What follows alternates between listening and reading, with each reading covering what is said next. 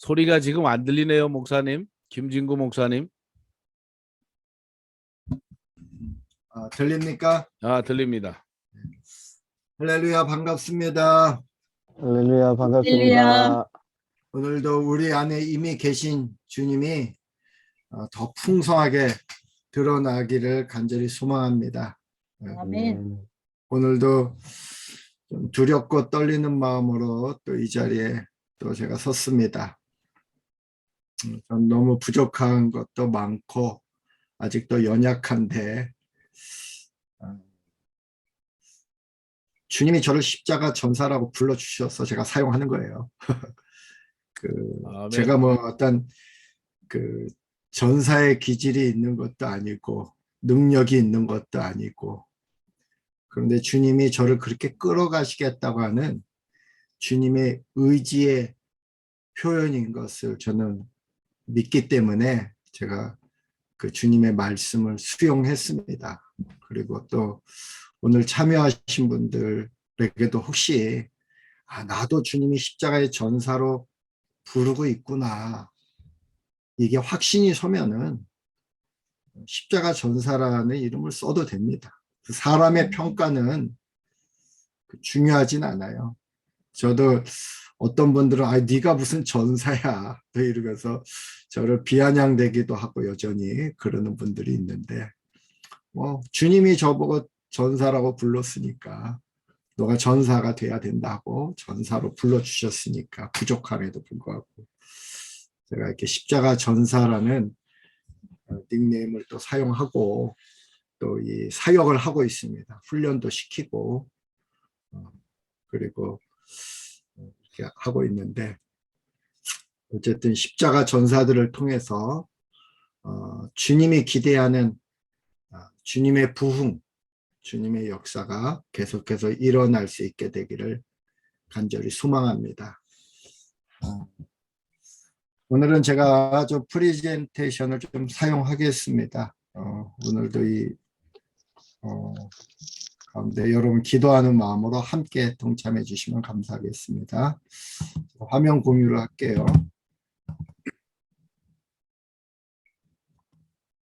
어떻게 된 거지? 업그레이드 투 프로 이거 눌러야 됩니까? 화면이 안 나오지? 공유할 화면을 미리 여시고 띄워야 돼요. 공유하려면 띄워야 돼요. 네, 여기서 그거를 띄워 놓으시고 됐죠? 다시 이제 됐습니다. 공유되고 있습니다. 여기서 슬라이드 쇼. 슬라이드 쇼를 그렇게 하면 잘 보입니다. 오늘은 십자가의 도와 영적 성장. 세 단계는 제가 이게 십자가의 도를 경험한 어떤 단계를 제가 좀 정리해 본 겁니다. 첫 번째는 이제 보는 단계라고 제가 이렇게 표현을 했는데, 이건 지식적인 단계죠. 인식하는 겁니다. 십자가의 메시지를 우리가 이렇게 듣게 되는 것, 듣고 보는 거죠, 쉽게 말하면. 그래서 우리 안에 어떤 지식이 정리되는 단계입니다. 메시지가. 그래서 어렸을 때 경험하기도 하죠. 저도 뭐 십자가를 처음 경험한 거는 초등학교 때 그 선생님이 십자가에 대한 메시지를 이런 식으로 전해 주셨어요. 어떤 유치원 아이들이 소풍을 간 거예요, 선생님하고. 그래서 가자 어디로 들로 산으로, 그래 찬양하면서 산으로 막 올라간 거예요. 소풍을 가면 산에 올라가는데 갑자기 위에서 어떤 그 바위가 이렇게 균열이 생겼는지 떨어진 거예요. 우르릉 쾅쾅하면서 바위가 아이들 쪽으로 확 내려오는데, 선생님이 그 바위로 가갖고 아이들에게 가지 못하도록 바위를 딱 막았어요. 그래서 그 바위와 함께 선생님이 굴러서 내려가는데 그게 아이들은 피해가지고 선생님 때문에 옆으로 피해서 아래로 굴러 내려가고 선생님이 그 바위와 함께 굴러 내려갔습니다. 그 아이들이 깜짝 놀라서 이제 보니까는 그 밑에 선생님이 있는데 막 그 119 구급차도 오고, 그러니까 아이들도 막 뛰어 내려간 거예요. 근데 보니까 이미 선생님은 피투성이가 돼서 죽었어요. 그래갖고 이렇게 하얀 부적이 씌워가지고 구급차로 이렇게 실려서 가는데 아이들이, 유치원 아이들이 뭐 알겠습니까? 근데 그 구급차를 따라가면서 선생님이 우리 때문에 죽었어요. 선생님이 우리 때문에 죽었어요. 그렇게 울면서 이렇게 막 따라간 거죠. 그 초등학교 때 교학교 선생님이 그 예화를 들어주면서 예수님도 우리 때문에 이렇게 죽었단다. 우리 때문에 죽었단다. 근데 참 그 말씀이 지금도 생생하게 제 가슴에 들어와요. 우리 때문에 죽으신 주님. 내가 뭔데 나 때문에 주님이 죽으셨나. 대속적인 은총이죠. 어렸을 때 그 대속적인 은총이 저에게 지식으로 들어왔고, 또 부흥회 때 은혜 받고 찬송가들이 막 들어온 겁니다. 그래서 웬 말인가 나리 하여 주 돌아가셨나, 나 같은 죄인 살리신 주 은혜 놀라와, 이런 보혈 찬송, 주님의 그 십자가의 은혜 찬송 부르면 그렇게 은혜가 됐죠. 눈물을 뚝뚝 흘리면서 그것이 이제 저로 하여금 이게 신학대학까지 가게 하고 목회까지 나가게 했는데, 그때 경험했던 십자가는 좀 반쪽이었습니다. 반쪽. 근데 또 다른 차원에서 지식적인 단계에 그 대속적인 은총에서 나중에 좀 자세하게 얘기할 기회가 있습니다만, 연합적인 은총이라고 하는 십자가의 두 축의 중요한, 주님이 나를 위해 죽으셨을 뿐만 아니라 나와 함께 죽으셨다고 하는 것. 그 지식도 저에게 들어왔습니다. 그게 이제 갈라디아서 2장 20절이죠. 그리고 로마서 6장에 있는 말씀이죠. 내가 그리스도와 함께 십자가에 못 박혔나니 이제는 내가 사는 것이 아니요 내 안에 그리스도가 사는 것이다. 또 로마서 6장에 우리들이 그리스도와 함께 십자가에 못 박힘으로 그리스도와 함께 장사되었다고 하는 이런 말씀들. 연합적 은총이거든요. 그 연합적 은총이 저에게 들어오면서부터는 이것이 능력이 뭔지를 알기 시작했습니다. 이렇게 어떤 십자가의 메시지들이 우리한테 들어와서 인풋되는 거죠. 정리되는 단계를 보는 단계라고 저는 그렇게 표현을 했습니다. 두 번째는 만지는 단계인데, 이건 좀 신비적 체험이에요. 말로는 어떻게 표현할 수는 없는데 내 안에 이제 체험되는 것들이 있지요. 뭐 꿈을 통해서 또 환상을 통해서 그런 것도 저에게 있었습니다. 예. 불타는 십자가가 내 안으로 막 들어오는 환상. 예. 그리고 십자가에 그리스도와 함께 내가 이렇게 못 박혀 있는 주님의 품 안에 안겨 있는 환상. 십자가에 못 박히신 주님의 품 안에 내가 안겨 있는 환상. 뭐 그런 신비적 체험이죠. 그것도 중요합니다. 그 신비적 체험이 우리를 상당히 업그레이드 시킵니다. 그런데 문제는 처음에 지식적 단계나 신비적 단계 여기까지도 우리를 잘못하면 교만하게 만들 수도 있어요. 남들이 모르고 있는 지식을 내가 갖고 있기 때문에 교만해질 수 있고, 남들이 모르는 체험을 내가 했기 때문에 또 교만해질 수 있어요. 이 신비적 단계는 그런 것일 수도 있어요. 육신의 눈으로 보는 게 아니라 영의 눈이 뜨여지는 거죠. 그래서 욥이 내가 지금까지는 귀로 들었지만 이거는 보는 단계, 지식적 단계입니다. 인식의 단계죠. 그러나 이제는 하나님을 눈으로 배웁니다. 이렇게 표현했을 때 그 신비적 차원이거든요. 하나님을 본다는 거는. 그러면서 욥도 완전히 새로운 차원으로 들어가게 된 거죠. 새로운 차원. 이런 신비적 단계에서 이 만진다 이걸 하는데, 예를 들면 또 하나 이걸 비유로 한다면 예수님의 옷자락을 만지고 그 병을 치유받은 여인이 있지 않습니까? 예수님이 지나간다는 소리를 들었어요. 그리고 예수님이 저 앞에 가는 것을 육신의 눈으로 봤습니다. 그리고 그가 주님을 불렀어요. 그 주님이 서니까 근데 주님이 계속 가니까 뒤에 가가지고 몰래 옷자락을 만졌습니다. 그 옷자락을 만지는 것, 왠지 체험이죠. 신비적 체험이죠. 주님을 만졌으니까. 근데 이런 체험을 통해서 우리가 병도 낫고 치유도 되고 그런 것도 체험이죠. 근데 이런 체험들이 때로는 우리를 굉장히 교만하게 만들고 독선적으로 만들기도 합니다. 이런 체험이 없는 사람들을 무시한다는 거죠. 그리고 멸시하고 조롱하고 이러기도 하죠. 바리새인들도 어떻게 보면 바리새인들 중에 지식적인 단계에서 바리새인이 된 사람도 있고 신비적 단계에서 바리새인이 된 사람들도 있습니다. 중요하죠. 지식도 중요하고 체험도. 근데 이제 제가 마지막으로 이야기하고 싶은 것은 관통의 단계입니다. 정말 이것도 신비라고 말할 수도 있지만 좀 차원이 다릅니다. 그리스도의 십자가가 내 안에 들어와서 내가 그리스도와 하나가 되는 단계에 하나가 되고, 그래서 내가 죽어 그리스도로 산다. 이제는 내가 사는 것이 아니라 내가 죽어 그리스도로 산다. 이제 바울이 그리스도가 되는 거예요. 이게 예수님이 된다는 얘기 안 돼. 이거 오해하면 안 됩니다. 우리가 예수님이 된다는 건 아니에요. 근데 사역적인 측면에서 그 주님이 우리에게 약속하신 말씀이에요.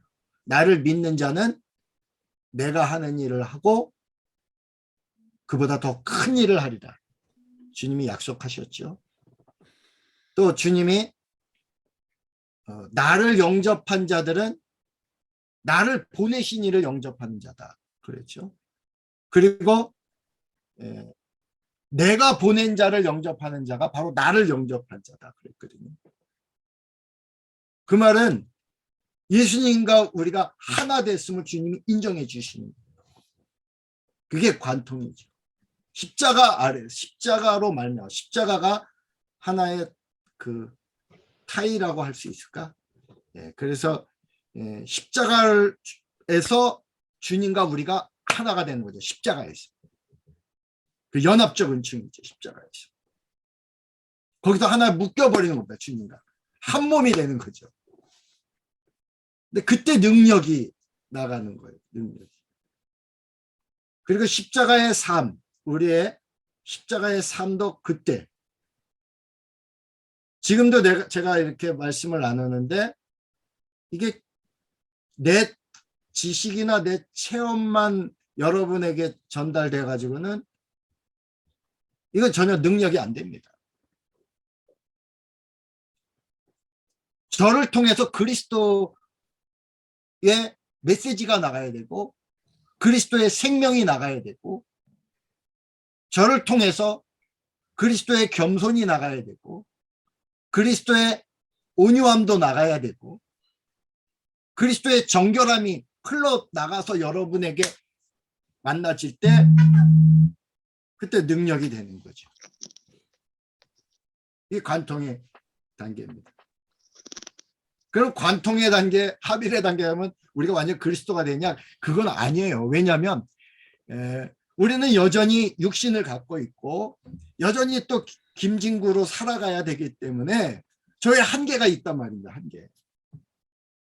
그래서 바울도 이 하빌의 단계에서 사역을 했지만 내가 복음을 전하고 도리어 버림을 받을까 봐 날마다 자기를 쳐서 그리스도에게 복종시킨다 그랬어요.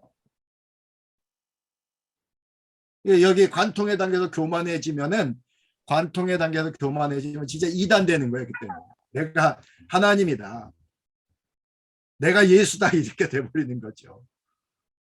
근데 여기서 정말 겸손해야죠. 이때는 관통의 단계에서 십자가 아래 들어가서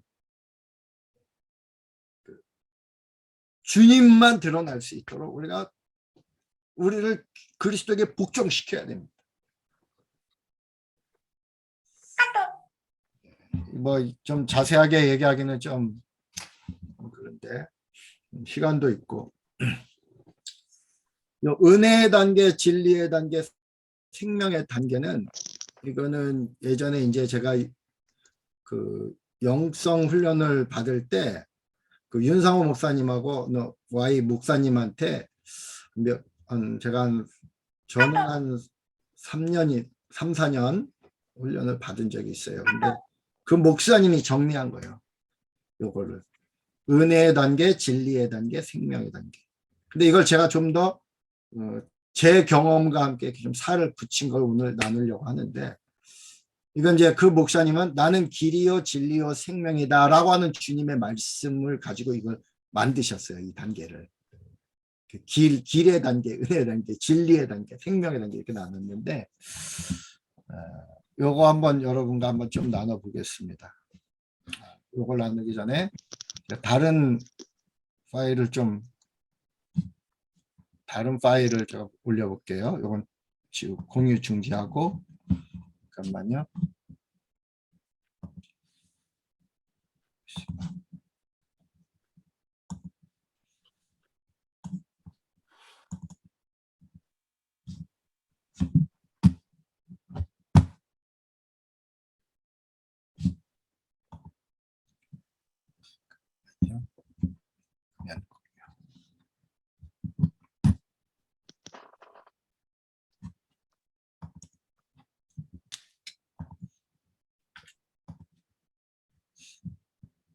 이걸 확대를 하려면,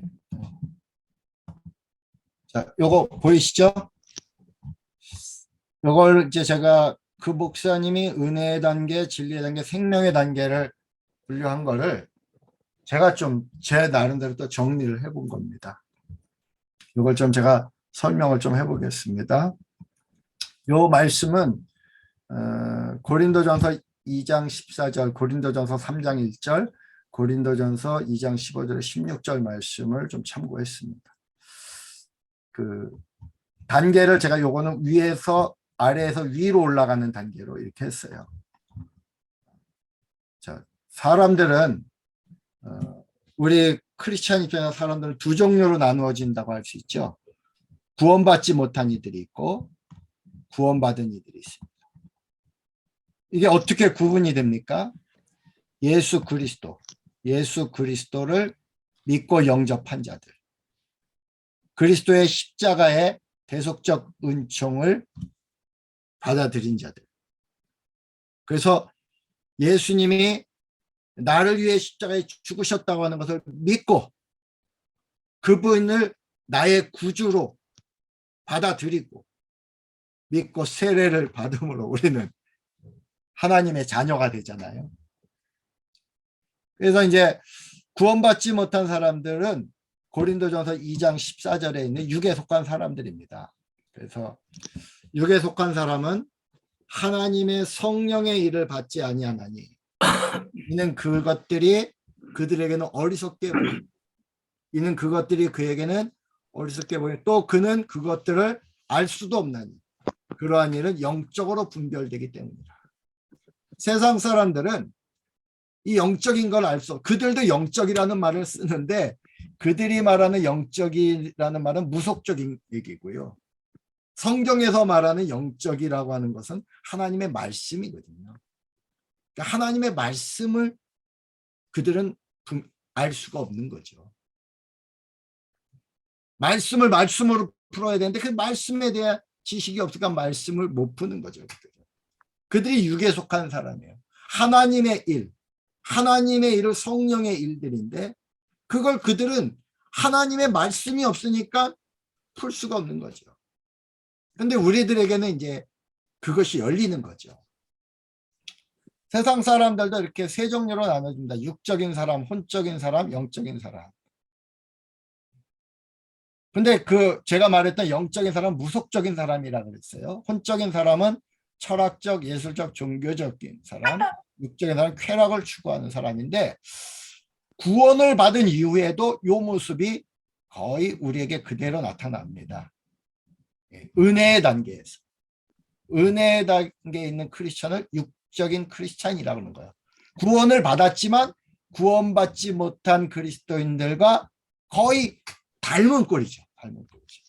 그래서 이런 사람을 육신에 속한 그리스도인이라고 하는 거죠. 형제들아, 내가 신령한 자들을 대함과 같이 너희에게 말할 수 없어. 육신에 속한 자, 곧 그리스도 안에서 어린아이들을 대함과 같이 하는. 거듭났긴 했는데 성장하지 못한 거예요. 성장. 그래서 신령한 자들은 정말 성숙한 크리스찬들인데 그들처럼 대할 수 없다. 고린도 교회 성도들이 그런 성도들이었어요. 그들에게 이 십자가가 새롭게 다시 제시돼야 됩니다. 그래서 고린도전서가 1장 18절에 십자가의 도로부터 출발한 거예요. 십자가의 도가 구원을 받지 못한 자들, 육에 속한 사람들에게는 어리석어 보이는 것, 미련한 것이지만 구원을 받은 우리에게는 하나님의 능력이고 하나님의 지혜다, 그렇죠. 고린도 교회 성도들에게 전한 말씀. 왜냐하면 그들에게는 구원은 받았는데 능력이 없어요. 능력이 없어요. 실제로. 하나님의 십자가의 능력으로 구원은 받았지만 그들의 삶에는 능력이 없어요. 왜? 십자가가 그들에게 관통하지 못했기 때문이에요. 그들도 십자가를 체험했어요. 신비적인 체험도 했어요. 그래서 많은 은사자들도 있습니다. 지식적인 체험도 했어요. 십자가에 대해서. 근데도 능력이 없어요. 왜? 관통이 안 됐어요.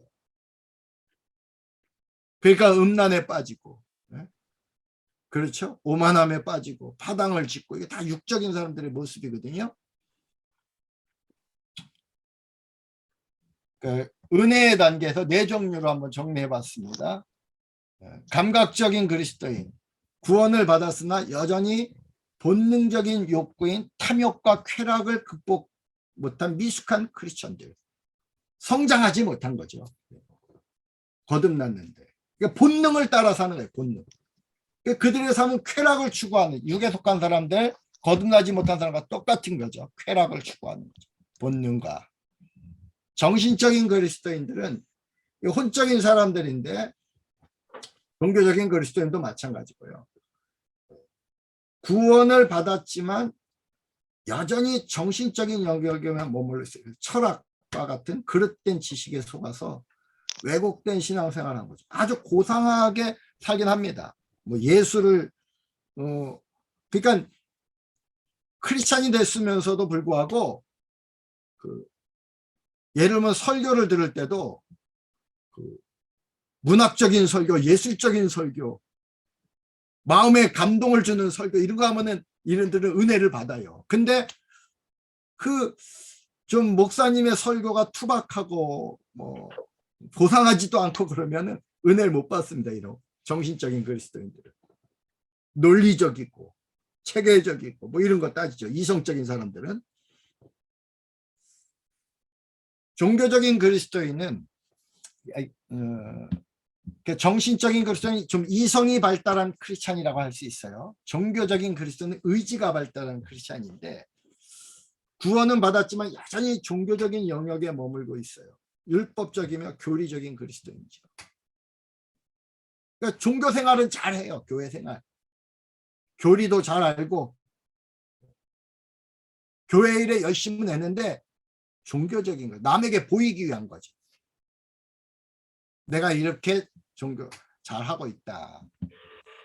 실리적인 그리스도인, 구원을 받았지만 여전히 자기 중심적인 삶에 머물고 있는 그리스도인데 모든 것을 이해 타산으로 생각합니다. 인간관계도, 심지어 하나님과의 관계도. 그래서 기도를 하더라도 실리적인 크리스찬들은 실리적으로 구하는 거예요. 응답받았다. 자기가 원하는 것을 하나님이 들어주면 응답받았다고 하는 거고, 하나님이 침묵을 지키시거나 하나님이 자기의 뜻을 거절했을 때는 이제 영적인 침체에 빠지는 거죠. 좌절하고 절망하고 원망하고 하나님도 왜 하나님은 내 기도를 안 들어주시나? 왜 하나님은 나를 버리셨나? 그렇게 쉽게 무너지는 이유가 이 실리적인 크리스찬들이 모든 것을 하나님과 이해관계로만 보기 때문에 그렇다는 거죠. 이 은혜의 단계에 있는 크리스찬들, 그래도 은혜예요 이게. 왜냐하면 이렇게 세상 사람들과 똑같이 사는데도 불구하고 이들이 구원받았어요. 주님의 은혜로. 그게 은혜의 단계죠.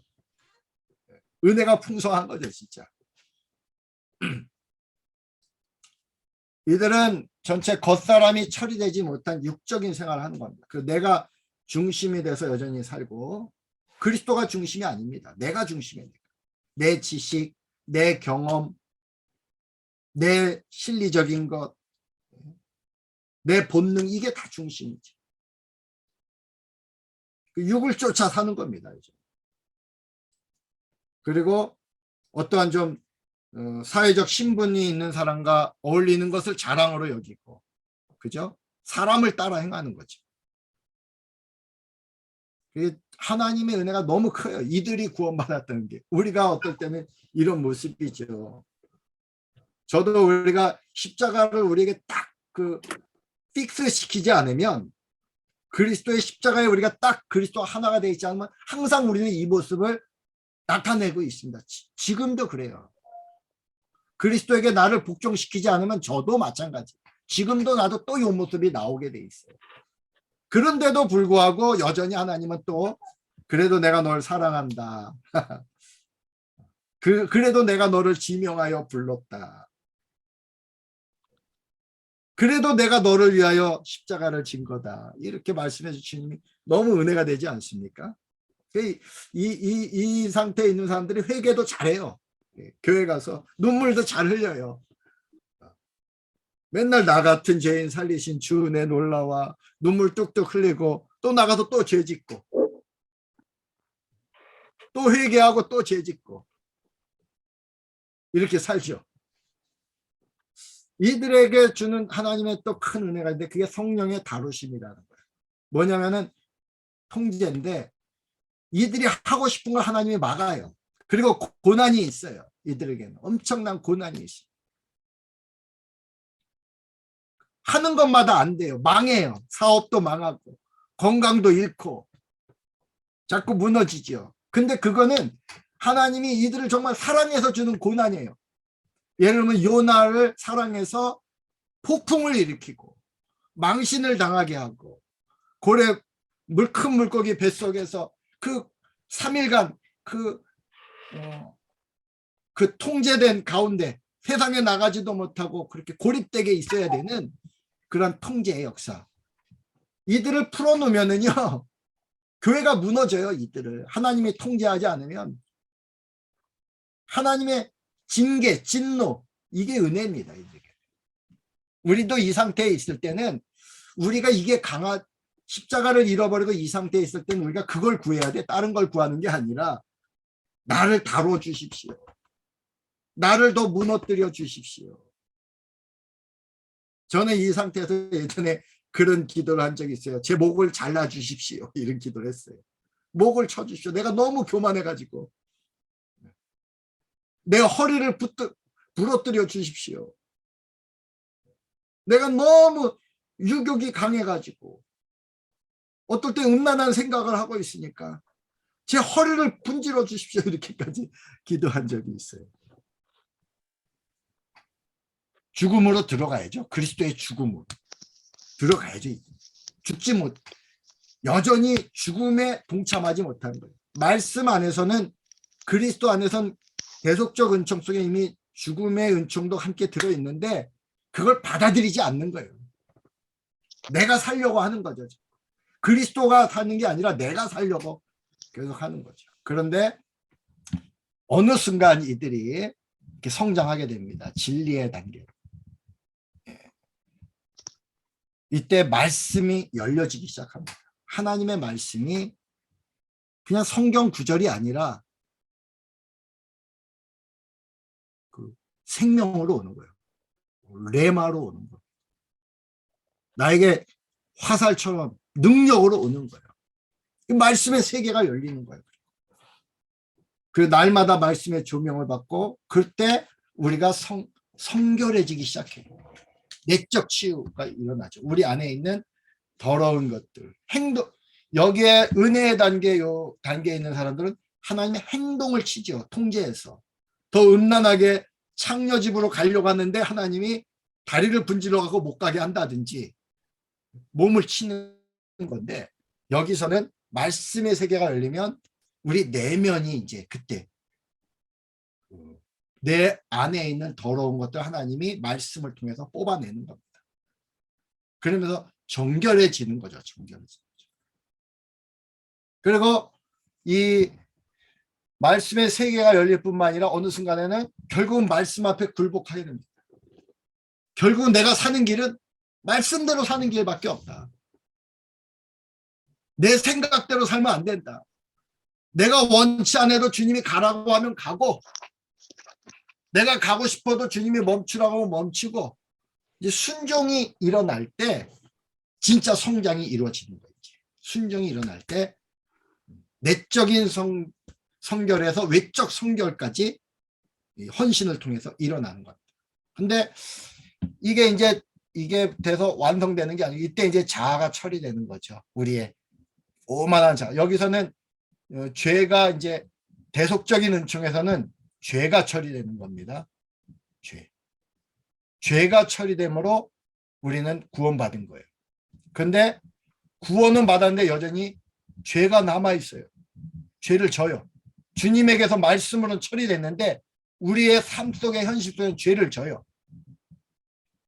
근데 이때부터 이제 이 죄가 원인이 뭔지, 자아는 죄의 공장입니다. 하나님은 죄보다 더 싫어하는 게 자아예요. 우리 자아. 하나님이 그걸 처리하기 시작하는 거죠. 말씀을. 그 죄의 공장과 같은 그 근원적인 뿌리를 하나님이 강타하는 겁니다. 말씀으로. 하나님의 말씀이 예리한 검과 같아가지고 영과 혼과 관절과 골수를 찔러 쪼갠다 그랬잖아요. 그러니까 관절과 골수, 관절, 이 손, 그 팔과 여기를 이어주는 걸 관절이라고 그러면 골수는 뼈 안에 있는 골수잖아요. 그것까지 하나님 쪼갠다는 거죠. 뿐만 아니라 영과 혼을 분리시킨다. 영적인 게 진짜 영적인 게 뭔지 이때 알려주는 거예요. 무속적인 게 영적인 게 아니라 말씀대로 사는 게 영적이라는 거를 이때 알아지기 시작하는 거예요. 그러면서 우리 안에 심령 성전이 세워집니다. 그리스도가 거하는 거처죠. 거처. 내 안에. 우리 이 안에도 육신 안에 주님이 오셨는데 여전히 죄와 함께 주님은 버물러져 있는 거예요. 거룩한 곳이 아닙니다. 여기는. 그러니까 성전의 뜰과 같은 거죠. 은혜의 단계는. 근데 진리의 단계는 성소. 거기에 등대가 있고 분향단이 있고 떡상이 있는, 하나님의 말씀이 있고 기도가 있고 성령의 조명이 있는, 거기에서 이제 진정한 성전이, 이제 주님의 거처가 마련되기 시작하는 거죠. 그러면서 이제 여기에서 한 단계 더 업그레이드 되는 게 생명의 단계. 이제 아까 얘기했던 말은 여기가 보는 단계, 만지는 단계, 진리의 단계, 생명의 단계는 하빌의 단계라고 보면 됩니다. 이때 그리스도와 완전히 하나가 됐을 때 온전한 예배가 회복됩니다. 물론 이 사람들도 예배를 드려요. 은혜도 받아요. 예배 시간에 참석해서 자기에게 자기가 기대했던 말씀을 받으면 은혜를 받습니다. 근데 자기하고 자기 생각과 틀리다 말씀이, 그러면 시험 듭니다. 여기서는 진리의 단계에서 하나님의 말씀이 깨달아지고 헌신에 대한 의지와 열정이 생기면 은혜를 받습니다. 여기도 예배에 참석은 하죠. 근데 여기에서 예배는 삶이 예배가 되는 거예요. 삶이. 시아야, 할아버지 뭐 강의하는 거야? 우리 손주가 들어와가지고 아이고 제 손주들의 명절이라 와가지고요. 예배드리러 왔네 손주들. 할렐루야. 안녕하세요. 누가도 인사하고. 이제. 루아 시아 안녕. 안녕하세요. 이제 새해 복 많이 받아라. 데리고 나가. 아, 할아버지 강의하니까. 할렐루야. 할렐루야 하고 나가. 이제 문 닫고. 주여.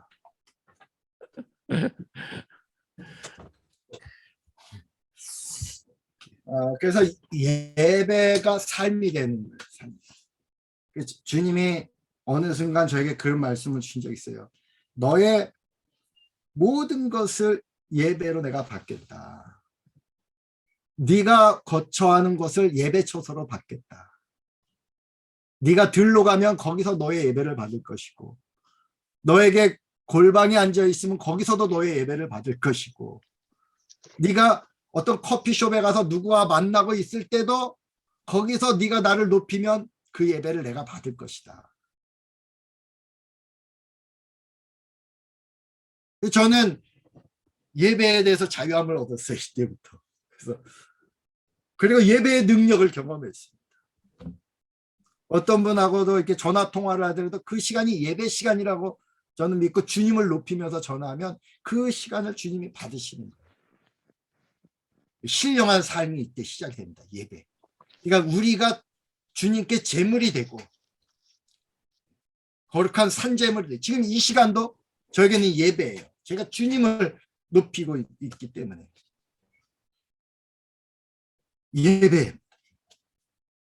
그러면서 증인으로 우리가 살게 되고 증인. 걸어다니는 성전입니다. 증인은. 우리가 성전이 돼가지고 이제 화육적인 삶을 사는 거죠. 내가 여기서 진리의 단계 여기까지 그리스도의 말씀이 내 안에 들어와서 체화됐는데 이 체화된 말씀이 나를 통해서 밖으로 흘러나갈 때 증인이 되는 거죠. 내 안에 그리스도가 밖으로 나갈 때 그리스도의 생명이 나를 통해서 흘러나갈 때 걸어다니는 성전, 증인들이 걸어다니는 성전이죠. 이게 크리스찬이다. 이 삶이요.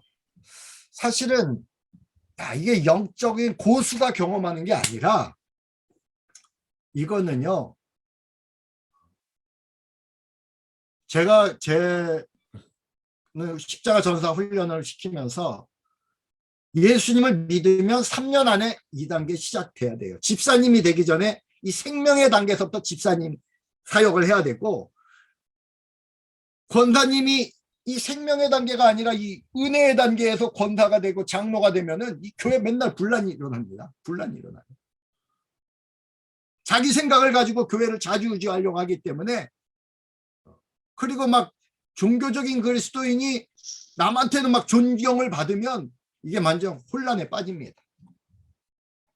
생명의 단계에서 권사도 되고 장로도 되고 선교사도 되고 목사도 돼요. 그래서 신학대학 가기 전에 아니면 졸업하고 목사 되기 전에 생명의 단계 세도한 가야 돼요. 제가 볼 때. 그리고 사춘기 이전에 이 생명의 단계에 들어가잖아요. 다니엘처럼 쓰임받습니다. 그래서 부모님들이 자녀들을 정말 제일 부모님의 말을 잘 들을 때가 사춘기 이전이거든요. 사춘기 때부터 부모 말 안 들어요. 근데 사춘기 이전에 자녀들을 이 생명의 단계로 키워내면은 다니엘 에스더처럼 정말 영적인 천재가 돼서 시대를 뒤집어 놓습니다. 속사람으로 살아가는 신령한 자들이죠. 하나님이 중심이 되는 삶을 살고 영을 따라 살고 성령을 쫓아가면서 이 진리의 단계에서 내재하시는 성령님의 은혜를 경험하는 거예요. 여기서는 아까 대자 대비하신 주님, 죄를 져도 무조건 용서해 주시는 주님의 은혜를 경험하면 진리의 단계에서는 우리 안에 계신 예수님을 말씀을 통해서 경험하는데 이제 내 주님이 주인이 된 그 주님의 은혜, 내 삶의 온 삶의 주인, 온 우주의 주인이 되신 그 주님을 이때 경험하는 거죠.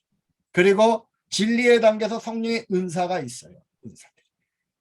근데 은사자들이 이 단계에서만 머물고 생명의 단계에 못 갔을 때 은사자들이 굉장히 교만해지는 거예요. 자기가 방언을 한다고 교만해지고 예언을 한다고 교만해지고 그래서 막 예언을 한다고 막 목사들도 가르치고 막 다 가르치려고 그러고 근데 생명의 단계에 가면 열매가 있어요. 사랑, 희락, 화평, 인내와 자비와 양선, 충성과 온유와 절제, 내적인 열매뿐만 아니라 주님이 기뻐하시는 생명의 열매들, 나를 통해서 진정한 크리스찬들이 아들도 생기고 딸도 생기고 손주들도 생기고 계속 이게 부흥이죠. 진정한 크리스찬들이 생겨나는 거. 시간이 제가 많이 지났습니다. 그 프리젠테이션 그거는 여러분이 참고하시고요. 여러분에게 다 나눠드렸는데 여기서 마칠게요. 오늘은 또 뭐 질문할 거 있으면 제가 질문 받아주고 또 여러분 하고 싶은 여러분의 고백과 간증 또 들을 거 있으면 듣고 그렇게 시간을 이제 가졌으면 좋겠습니다. 우리 윤상호 목사님 진행해 주시죠.